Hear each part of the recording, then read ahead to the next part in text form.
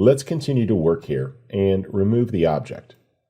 In this case, you'll notice that we've got an aerial shot, and I want to remove the couple.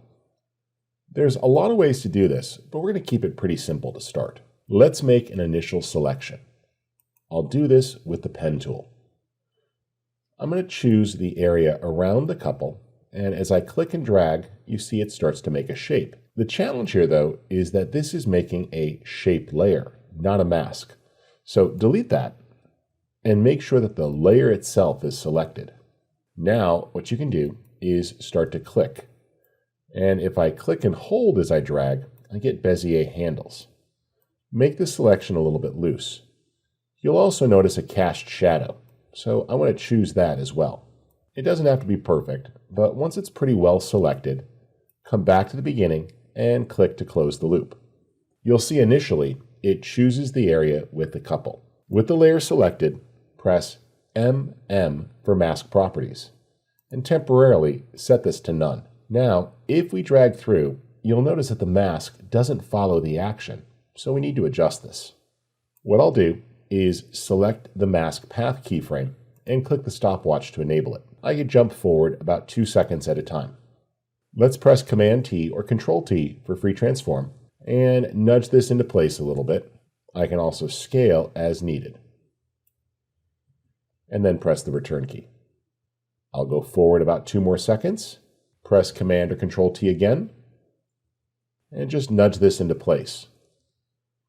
I'm trying to keep a lot of that shadow selected, but not get too far into the other key objects there, like these large rocks on the beach.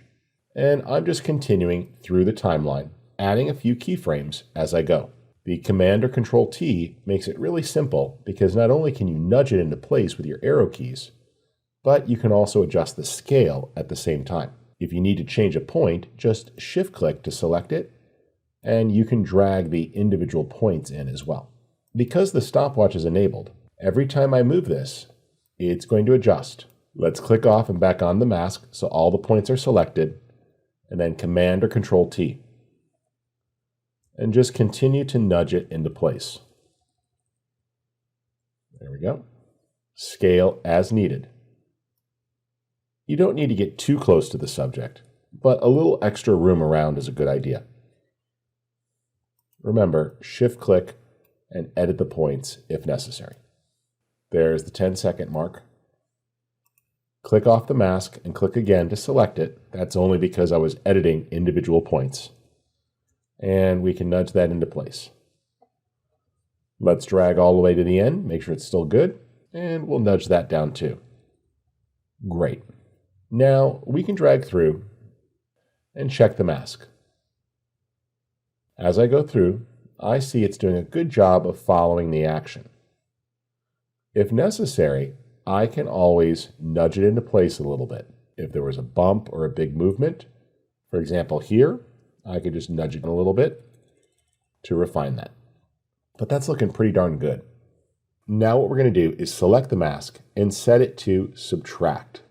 This creates a hole. I also suggest you put a little bit of feather on it, which softens the edge. This creates a nice smooth transition and makes the blending a little bit more believable. Now I'll play it, and what I'm looking for is, are there any areas where the people pop up or start to bleed through? Looks pretty good. I see a little bit of their shadow there, but I'm not too worried about that. That could be anything else. And I think it looks okay.